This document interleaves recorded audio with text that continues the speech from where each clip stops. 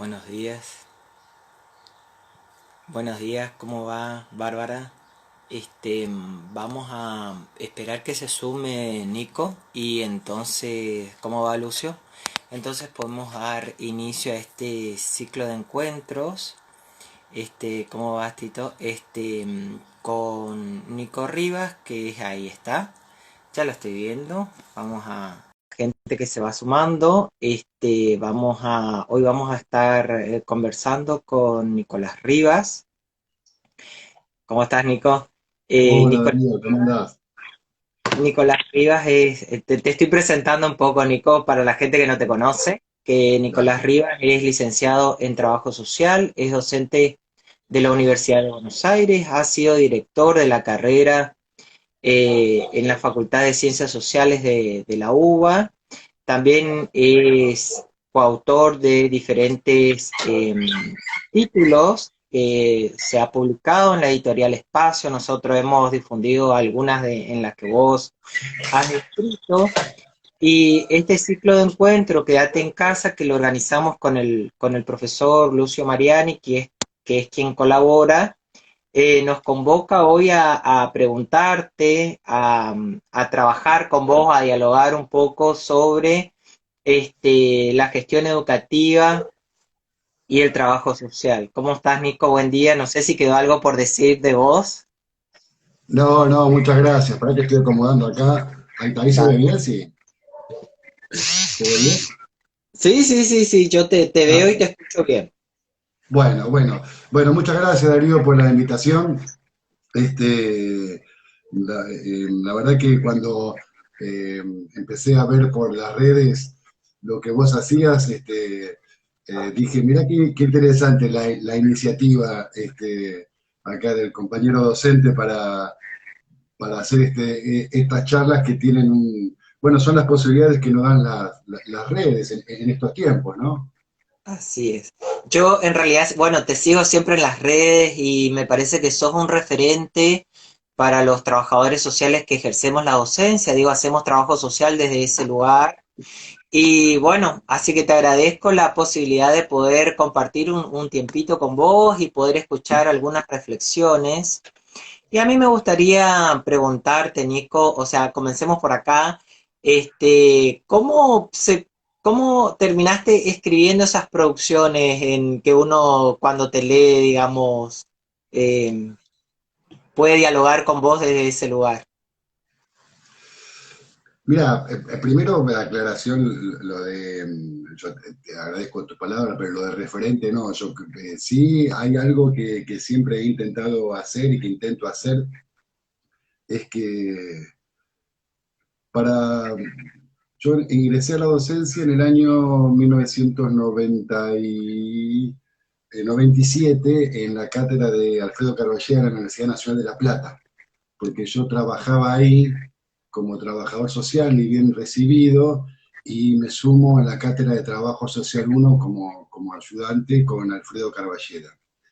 Y desde ese momento hasta la actualidad, en diferentes universidades, he estado ejerciendo la docencia como acompañando, digamos, algunas cátedras y después coordinando lo que es historia del trabajo social, que algo hablamos, uno acá en la Universidad de Buenos Aires. Pero al mismo tiempo, de manera paralela, siempre estuve trabajando como trabajador social. Eh, entonces, en el ámbito del Poder Ejecutivo, del Poder Judicial y en el ámbito del Poder Legislativo, en diferentes momentos de mi vida. Y la verdad que esa combinación entre, entre docencia por un lado e intervención por otro, es una combinación que la intervención potencia la docencia, y la docencia también potencia la intervención, como lado positivo. Como lado negativo, eh, también está para el mundo tradicional de la academia en el sentido más puro, en el sentido estrictamente vinculado a lo que es la cuestión universitaria, tengo un perfil más profesional y al mismo tiempo para el ámbito de la intervención, por ahí tengo un perfil académico, pero uno convive bien con con ese banquinar, digamos, entre un lado y otro, y si bien no he escrito mucho, sí por ahí he ayudado, el libro que promocionaba esta actividad tenía que ver con un trabajo que hicimos con Bárbara García Godoy y con Natalia Lofigo cuando estábamos en la gestión de la carrera, que fue una compilación, pero otras escrituras mías, que no son muchas, pero las que hay, intentan todo el tiempo poder ir ganando estos dos campos de alguna manera, ¿no? Ese es como un desafío así permanente que a mí me gusta llevarlo adelante. Claro. Yo lo que te quería preguntar, Nico, porque como has estado en la gestión educativa, digo, ¿cómo o qué cuestiones se trabajan en una dirección de carrera, digamos? Eh, Mirá, una vez estando yo trabajando ahí en la carrera, se acerca, muchos docentes antes de pasar a dar, de ir a la clase, pasan por la carrera para algunas novedades, para saludar, para un reclamo. Y una vez hablando eh, es así que es una referente del trabajo social, con Adriana Clemente, eh, Uh, Adriana, Adriana viene un día a saludarme, a plantearme una situación y me pregunta cómo andaba yo con la materia y le decía que bien, pero que estaba con muchas cosas de la gestión de la carrera. Y Adriana me dice, lo que pasa es que la gestión de la carrera es como una gran cátedra. Y yo creo que hay algo de eso. A mí me parece que hay que compatibilizar, por un lado, hay que llevar adelante el dictado de una carrera, pero al mismo tiempo contemplando las demandas de los y las estudiantes, eh, las demandas de los y las profesoras y docentes en general, las cuestiones vinculadas a la investigación, las cuestiones vinculadas a a la extensión, a la investigación y a la extensión, y al mismo tiempo en un marco de cuestión administrativa burocrática,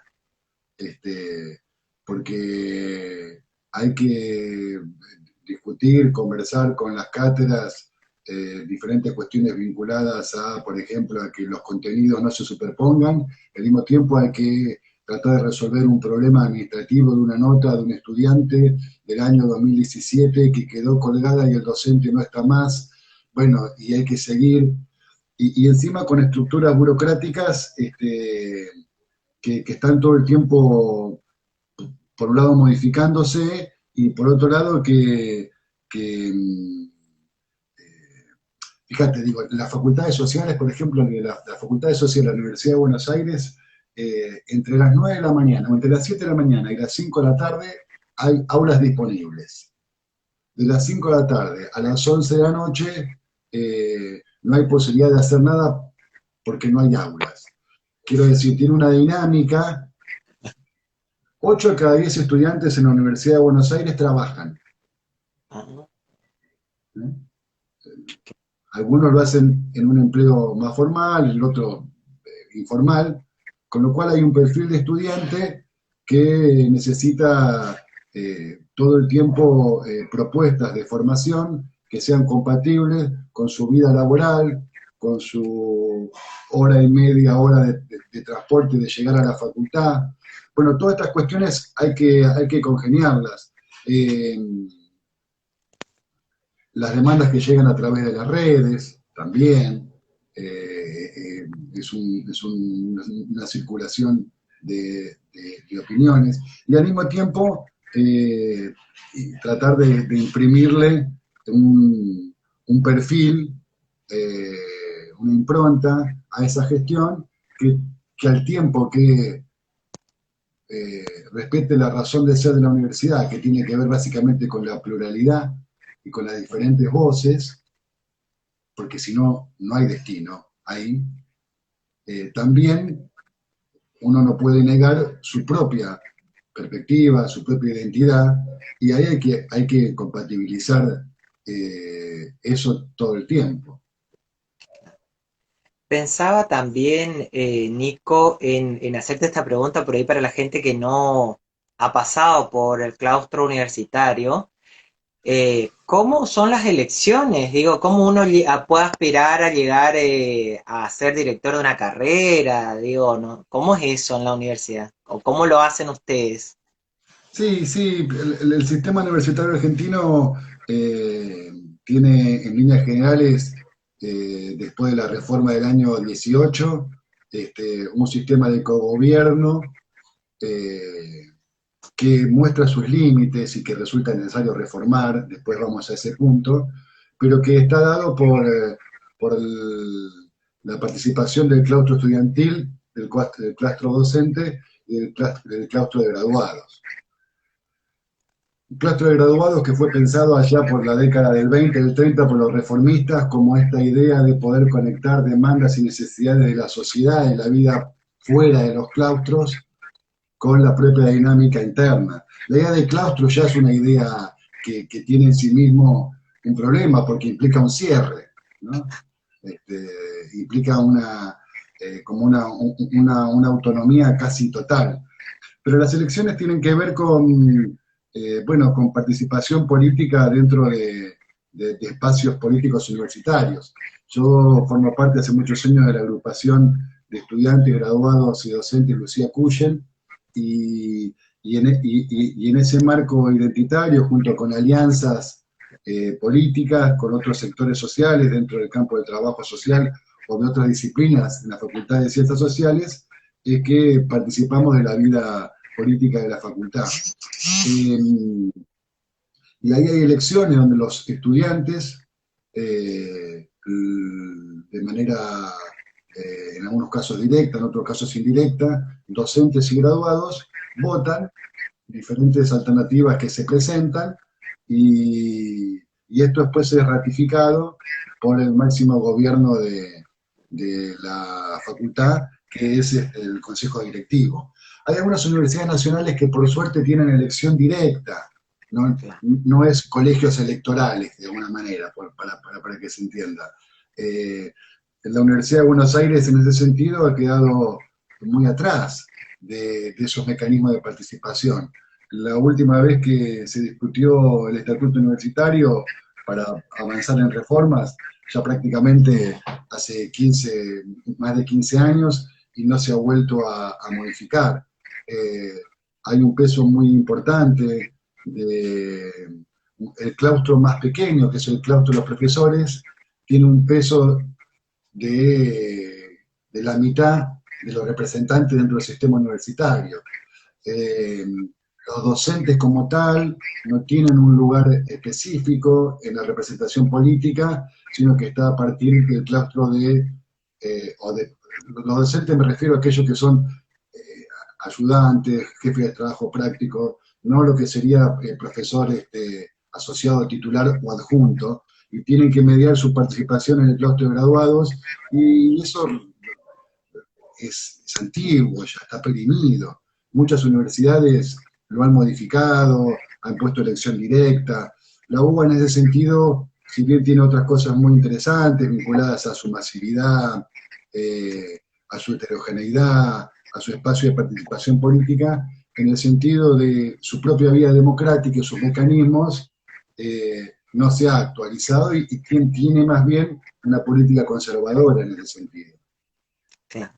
Yo pensaba en, por ahí uno más trae como estas experiencias que vos contás a nuestra realidad, y en nuestra realidad, por ejemplo, se proponen o se postulan, digo, no hay como agrupaciones, ni esto que vos señalás, que a mí me pareció como que hay todo como un aparato, digo, para que alguien pueda representarnos en ese gobierno, digamos, ¿no? Universitario.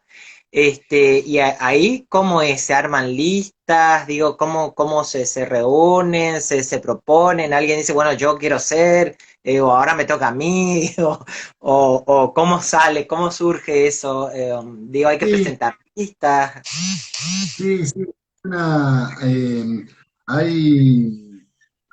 hay reglamentos electorales en todas las facultades y en toda la universidad que marcan los modos de presentaciones y de accesos.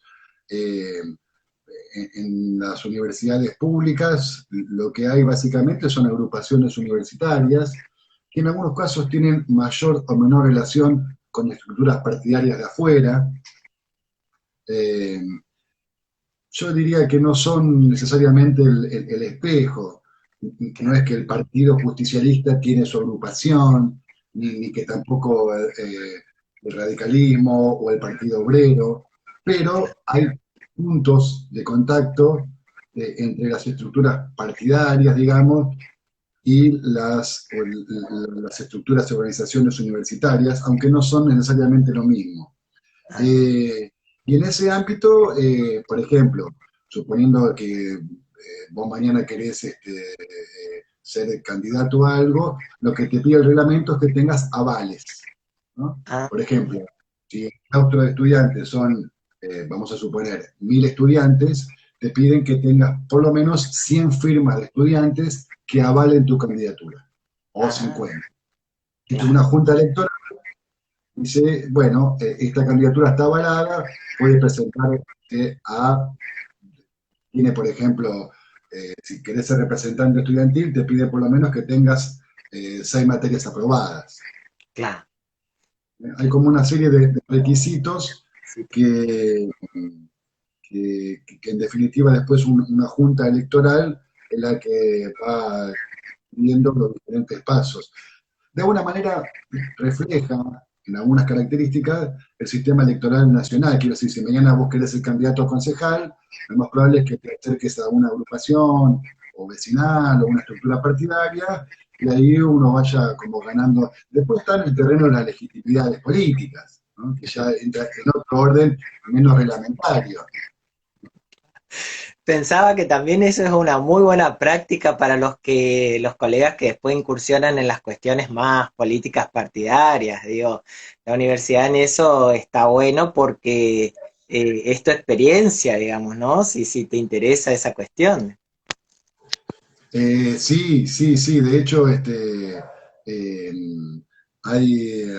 hay muchos vasos comunicantes entre experiencias de vidas políticas universitarias y la vida política en general. Sí, sí, sí, eh, no sé, están poniendo un comentario que no alcanzo a leerlo, Que sobre esto. aún hay muchas carreras de trabajo social que no eligen sus autoridades por votación. Ese logro es de la UBA, dice, ya que tienen un par de décadas y es importante. Eso Sí, dice Bárbara Godoy, García Godoy, ahí colega y Bárbara, amiga sí, sí, tuya. claro. Sí, sí, sí, Bárbara que conoce bastante las carreras, porque bueno, en su paso y su presencia también actual en la comisión directiva de FAWAT, ella, ella conoce bastante las carreras. Las carreras de trabajo social, por suerte, en los últimos 30 años, casi están insertas todas dentro del ámbito de las ciencias sociales. Y esa es una gran noticia, de una perspectiva histórica del trabajo social, ¿no? Pensando allá las pioneras por 1900, en 120 años de historia, definitivamente el trabajo social forma parte, se nutre y aporta al campo de las ciencias sociales. Hablando de la gestión universitaria, Nico, ¿cómo Me vos ves las suena por- políticas? Sí, eh, ¿cómo ¿Se vos ve ves más? las políticas? Ahí se te ve mejor. ¿Cómo vos Dale. ves las políticas educativas en la universidad? Digo, ¿cómo podés analizar eso de la gestión anterior de gobierno y esta gestión nueva? Mira, Darío, yo estuve preparando estos días algunos datos que me gustaría compartir a partir de tu Dale, dale, convocatoria sobre el sistema universitario argentino, como para dale. tener idea de lo que estamos hablando. Es, Eh, el sistema universitario argentino hoy tiene 2.200.000 estudiantes en grado y posgrado. En pregrado, digamos, lo que son los colegios universitarios, secundarios, universidades con carreras de grado, licenciaturas, ingenierías y maestrías, doctorados. En ese conjunto, el sistema argentino tiene 2.200.000 estudiantes. Eh, ¿Cómo se compone? Se compone con 130 instituciones universitarias, de las cuales 67 son públicas y 63 privadas. Estas son las características. Por otro lado, los que trabajan en la universidad son 200.000 personas. Hablo de todo el sistema universitario argentino, sí, de sí, los sí. cuales 150.000 son docentes, eh, eh, 140 y pico mil en realidad son docentes, 4.500 son autoridades, directores, subsecretarios, secretarios, decanos, y 50.000 trabajadores no docentes. Es quiénes son los que trabajan en la universidad. Y el crecimiento de la Universidad Argentina, en 1960, Argentina tenía 9 universidades públicas. Después del 55, la que el peronismo, se habilita la titulación privada, y en el 2019, bueno, llegamos a 63 universidades. Eh, Otro dato que a mí me parece interesante, la cantidad de docentes por estudiantes en el sistema universitario.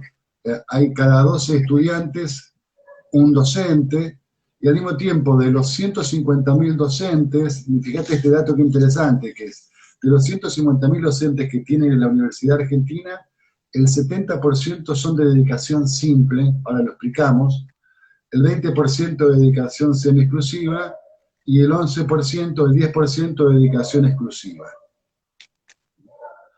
Por ahí Eh, estaría interesante, Nico, que aclares, porque hay mucha gente que no sabe, qué es una dedicación exclusiva o una simple, digo, y en qué varía, digamos.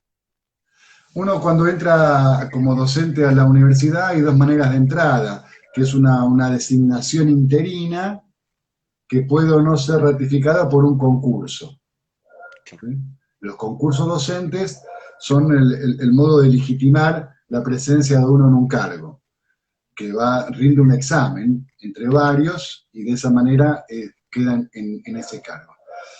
Y las categorías cambian por las universidades, pero en líneas generales son la de docente ayudante, Claro, la de jefe de trabajos prácticos y la de profesor. claro. Y dentro de profesor, insisto, cambia por cada universidad, hablo de la que más conozco, está la estructura de profesor titular, profesor asociado y profesor adjunto.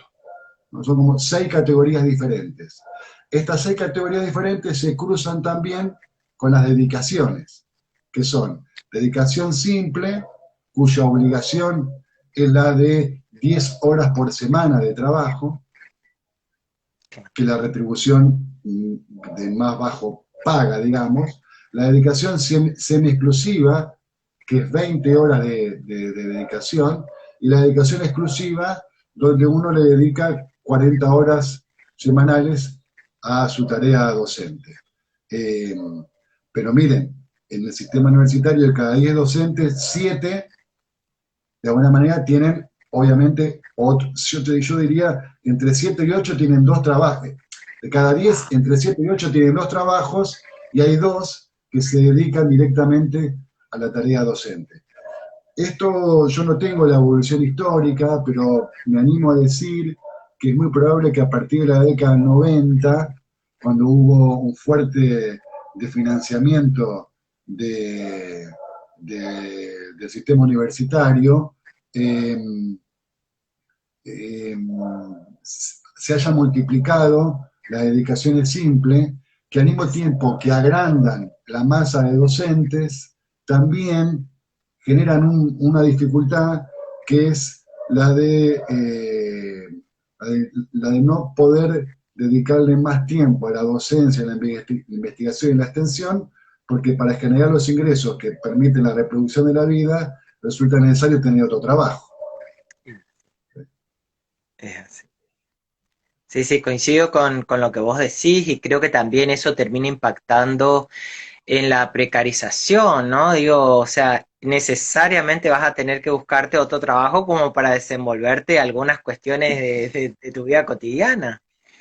Y en estos términos que venís hablando, Nico, a mí me gustaría preguntarte eh, sobre las políticas. Digo, uno ha visto muchas becas de financiamiento propias de las universidades. Acá en la Universidad del Nordeste hay como líneas que financia la universidad y está muy bueno.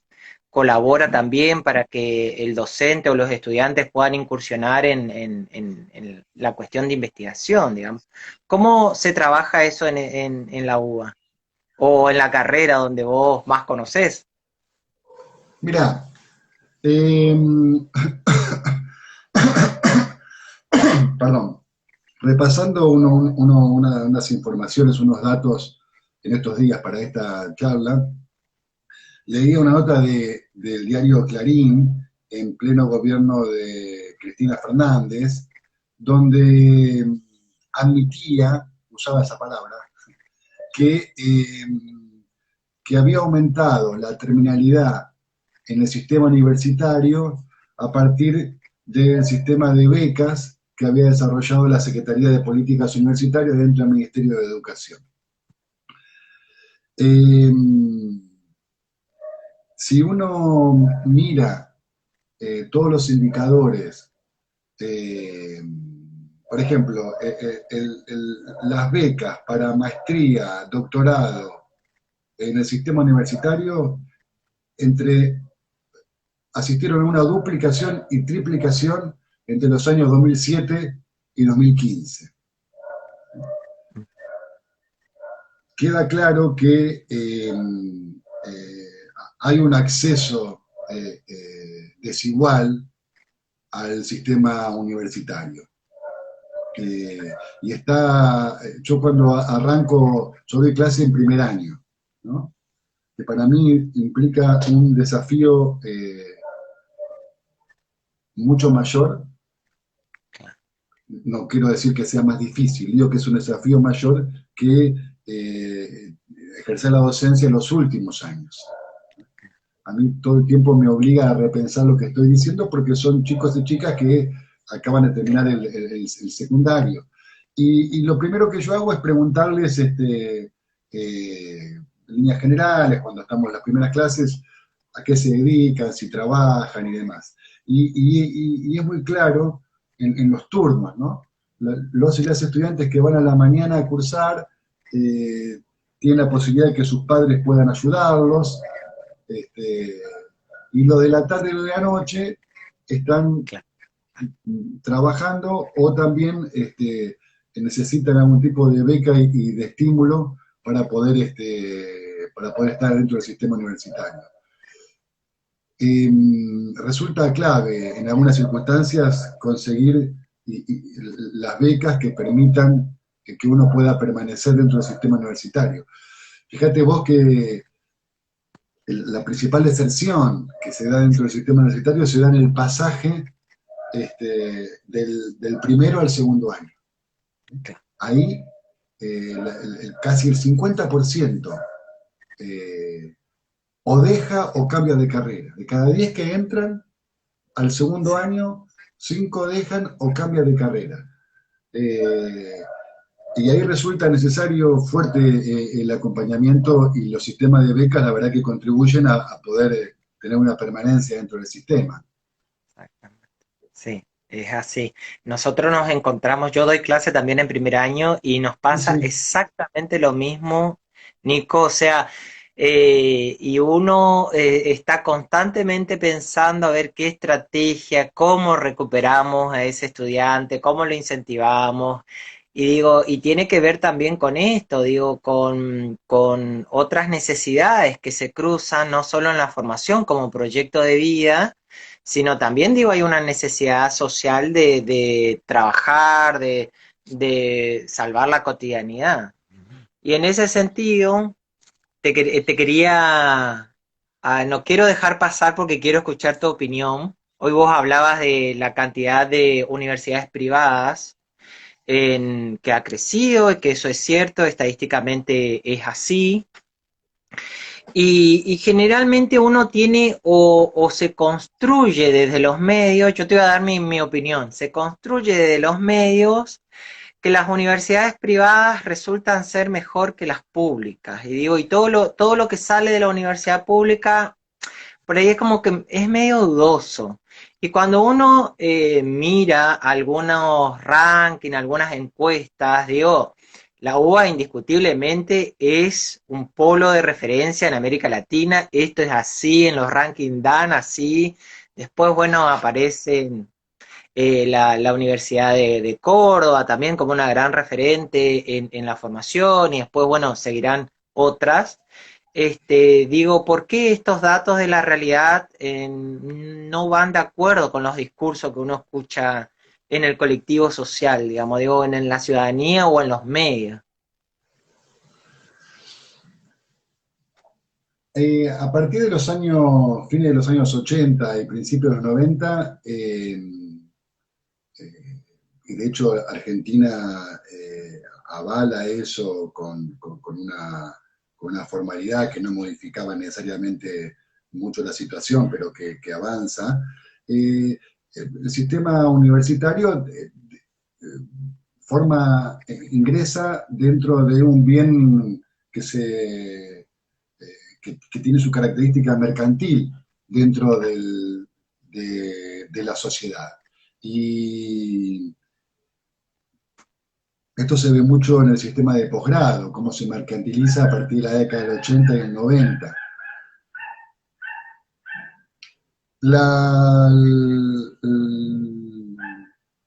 la educación pública, la educación universitaria, reservada hasta la década del 60 dentro de la esfera pública, comienza primeramente a ser tomada también, ya lo era antes, pero por universidades confesionales, la Universidad de Salvador, la Universidad Católica, con muchas delegaciones en muchas provincias argentinas, y luego forma parte de un sistema económico que vende una prestación educativa que tiene una legitimidad pública que se la da al Ministerio de Educación y que acredita para ser empleado en el mercado. Claro. Y ahí es una dinámica que está expresada de esa manera, por formación, por convicción. Valoro profundamente la universidad pública. Pero además, Nico, me parece a mí que no es garantía de calidad muchas veces, ¿me entiendes? O sea, sin ubicarme, me parece, yo que creo profundamente que la formación universitaria pública es garantía de calidad. Y que esa calidad muchas veces, sin desmerecer el trabajo que hacen las universidades privadas, que hay ofertas muy buenas y con grandes referentes, me parece que no es siempre ese el reflejo, digo, no, y no siempre el que toma una oferta tiene esa claridad para decir, ah, mira, estos son como referentes, acá voy a encontrar algo bueno o no voy a encontrar algo bueno. Digo. Sí, sí, sí. Es difícil la generalización, decir público bueno, privado malo. No, yo no pienso eso. Sí está claro que en el sistema público es un sistema donde, dado su carácter democrático, dado su carácter universal, de ingreso irrestricto, de gratuidad, hace que necesariamente convivan diferentes perspectivas. Y eso obliga a que las posiciones sean más fundamentadas, que los recorridos tengan otras características. Mi condición de aprobación no va a estar mediada por el pago mensual. No va a estar mediada por eso. Uno dice, en el sistema privado, si pagaste, recibís. No, no quiero decir eso, pero digo que hay otra lógica que se interpone en relación al conocimiento, que es el mercado. que no está dentro del sistema público. No opera. No opera en ese sentido. ¿Por qué? Porque ahora, yo te digo, entra mañana a la Facultad de Odontología en la Universidad de Buenos Aires y lo que vas a ver son marcas que tienen que ver con cuestiones vinculadas a las dentaduras y las bocas dentro del sistema público, ¿no? Entonces, ¿interviene el mercado dentro del sistema público? Sí, de menor manera quizá, con lo cual no estamos exentos de eso. Pero en líneas generales, insisto con el carácter de el ingreso irrestricto, que lo podemos discutir mucho, pero es un bien que tiene el sistema universitario argentino. El ingreso irrestricto, la gratuidad otorgada por el peronismo allá en el año 50, 1950 o 49, le dan dos características a la universidad pública que lo ubican en un lugar donde resulta necesario para el sostenimiento y la legitimidad lógicas que no tienen que ver necesariamente con el pagar mensualmente, sino con otro orden. Sí, y además pensaba también en esto que vos estás hablando de las características de la educación universitaria argentina, que cuando uno tiene la posibilidad de salir de este bendito país, que yo creo que es muy generoso, se encuentran con otras realidades en América Latina, en donde, viste, vos vas al Brasil, tenés que pagar.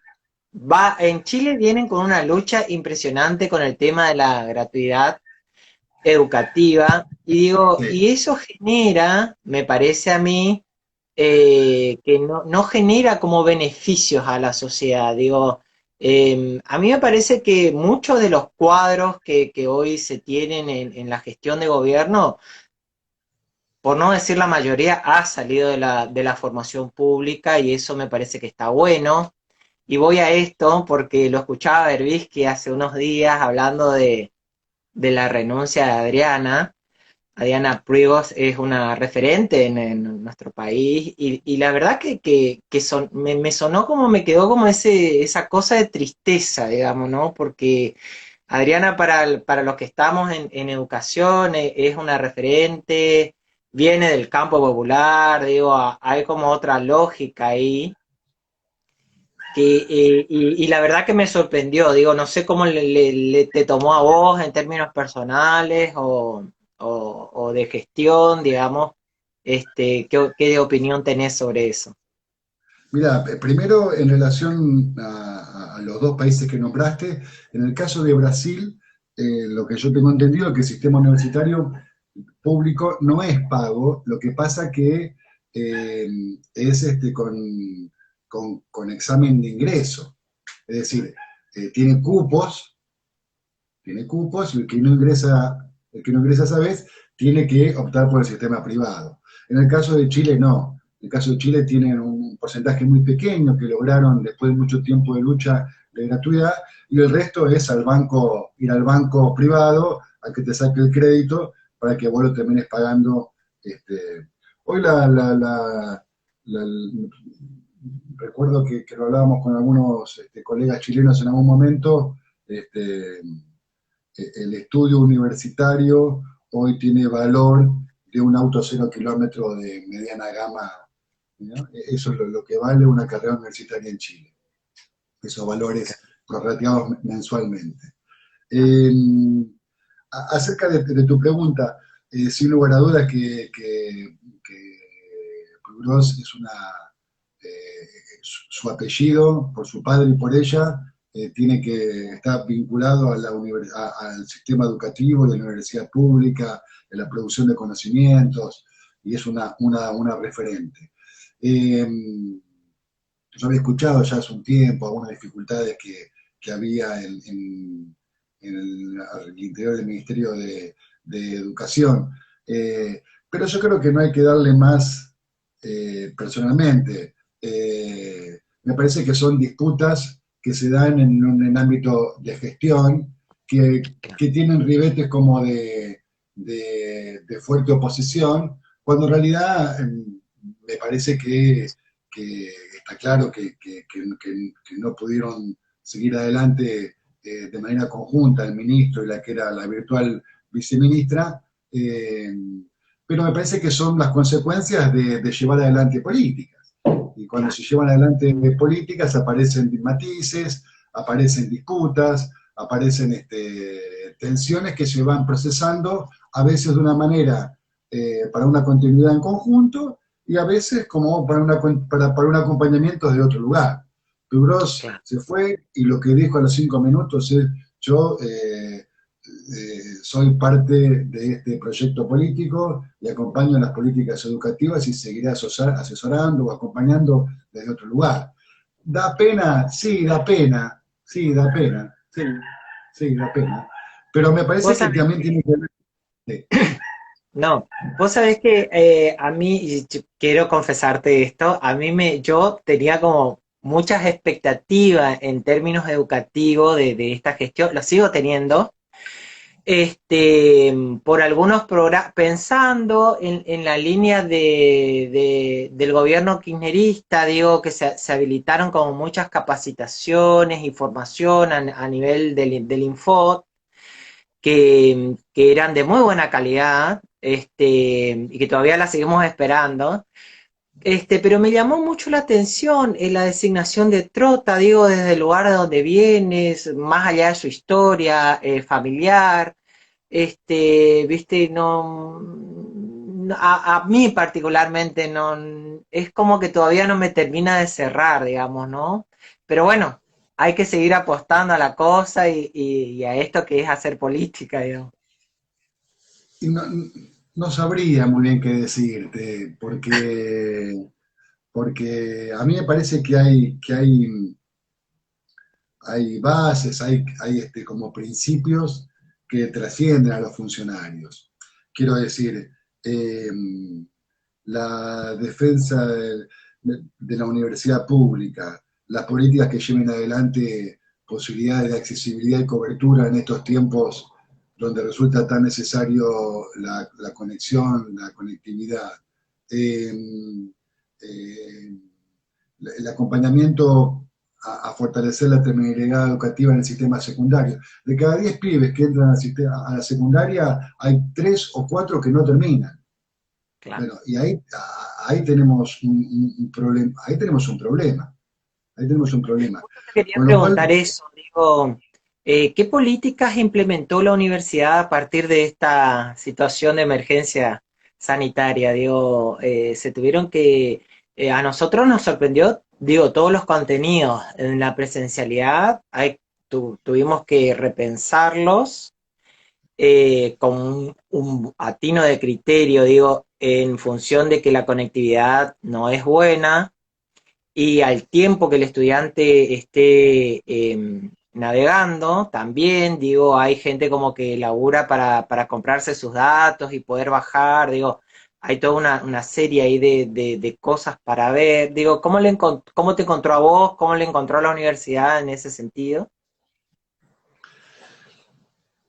en primer lugar, estamos en un escenario nacional, internacional, en líneas generales, de pérdida. Estamos perdiendo puestos de trabajo, perdiendo vidas, perdiendo eh, ingresos. En ese marco yo te diría que también es un año perdido, no. Es un año igual al anterior, tampoco. Con lo cual hay que ser conscientes de los límites que tenemos. Estamos en un lugar en términos... Yo personalmente conozco y por haber estado en la universidad y seguir vinculado todo lo que es la enseñanza virtual. Bueno, la enseñanza virtual tiene sus características, tiene sus modos, sus aprendizajes, sus técnicas. Lo que yo estoy haciendo ahora, Nicolás, en la materia, no es enseñanza virtual. Estamos tratando de llevar contenidos bajo diferentes formatos, intentamos tener espacios sincrónicos, usamos el campus, usamos videos, y en este ensayo y error, nuestra obligación tiene que ver con la de trabajar y lo estamos haciendo. Ahora, eh, yo no estoy satisfecho con lo que estamos haciendo. No, honestamente, le estamos poniendo, la universidad ha sido errática en ese sentido, la Universidad de Buenos Aires. Hay facultades que a los 10 días de la pandemia decidieron que todas las cátedras tuviesen Zoom gratuito, y se lo pagaron y lo tienen. Las facultades económicas de la UBA. ¿Sí? Las facultades sociales no lo tenemos, porque no hay muchos recursos, porque las autoridades no han avanzado en ese sentido, con lo cual nos encontramos también con, con nuestra propia límite. Y acá también me parece que lo que se pone en juego es, por un lado, nuestra condición de trabajadores de la educación, con derechos, con reivindicaciones, con paritarias, con patronal, y al mismo tiempo un aspecto de la vocación que también se juega en la docencia, ¿no? Y ahí a veces vamos entre un lugar y el otro, porque en términos estrictamente de condición de trabajador, nuestra primera exigencia debería ser que la universidad pague el wifi, que la universidad pague la computadora, ¿sí? Sabemos que de ser así, nuestros estudiantes no tendrían la posibilidad de acceder a algunos contenidos educativos como lo estamos brindando. Entonces, ahí aparece como el lado más de la vocación, y al mismo tiempo del pago, como para transformar ese límite en lo que podamos llevar adelante. Eh, Insisto con que es un escenario donde de pérdida, ¿no? También hay otras cuestiones que quedan como, o que van quedando como elementos positivos también, y que yo creo que con el tiempo se irán procesando. Eh, pero obviamente que ninguno de nosotros estaba preparado para esta situación. A nosotros, o a mí personalmente, lo que me pasó es que me llevaba, ahora más o menos tomé el ritmo, pero me llevaba muchas más horas de trabajo y no poner límites de tiempo, ¿viste? Entonces era 10 de la noche, los estudiantes preguntando, vos ante la necesidad de responder, ¿viste? También hay como esa inmediatez de que el otro sepa o que quiere saber. Digo, bueno, hasta que después uno más o menos va ordenando. Y también pienso en esto que decís vos, digo, del trabajo y de que el wifi, bueno, lo pagamos nosotros, digamos, o hago uso de los elementos de mis propios elementos personales para trabajar, pero también pensaba, Nico, en esa lucha que siempre se ha reivindicado a la formación, de no renunciar nunca a la presencialidad formativa, digamos, ¿no? Pensando en estas luchas de que por ahí se quieren abrir ofertas íntegramente virtuales y en este criterio de excepcionalidad, bueno, apostamos a esto, digamos, aún no aún en términos de gusto, digamos, aunque no me guste, bueno, las condiciones contextuales me exigen que esto sea así.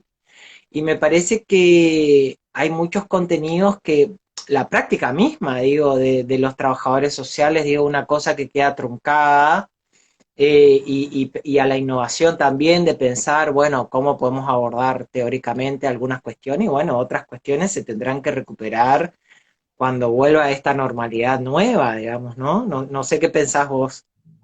No, mira, hay materias de la Facultad de Medicina, práctica quirúrgica, que no hay manera de no agarrar un bisturí y probar, digamos. Y ahí se da una experiencia sensible que no hay manera de reemplazarla con la pantalla. No hay modo, no hay modo. Uno puede decidir que no haya, es otra cuestión. Claro. Pero lo mismo que para ingenierías químicas, que yo sé que esto, la comparación puede resultar poco feliz. Las prácticas profesionales que se dan en la formación de trabajo social, es imposible reemplazarlas con esta pantalla. claro. Entonces, me parece que hay límites que las circunstancias nos van planteando que ahí no hay aprendizaje posible, ahí no hay modo de poder suplantar la experiencia sensible. Eh, y, y el que crea que hoy, bajo estas circunstancias, se puede hacer, yo lo pongo en discusión. No pongo en discusión un, unos contenidos que pueden brindar bajo esta vía como estamos haciendo nosotros, más eh,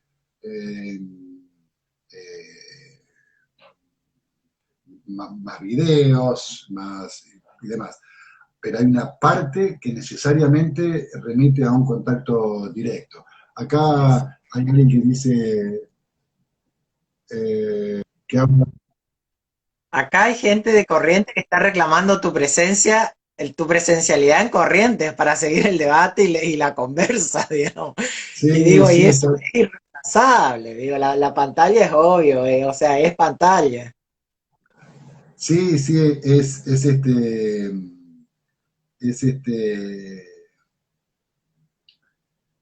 hay un francés que se llama es el médico psicólogo, psicólogo social, se llama Christophe de Jour, se escribe eh, de, lo googlearía, pero no puedo hacerlo ahora porque estoy con el teléfono, pero es Christophe de Joure, se escribe, ¿no?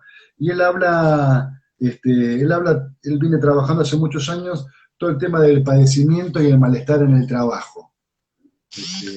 Muy, muy interesante lo que plantea. Y, eh, y él habla, no en términos de docencia solamente, sino de vida cotidiana, como esta tendencia a la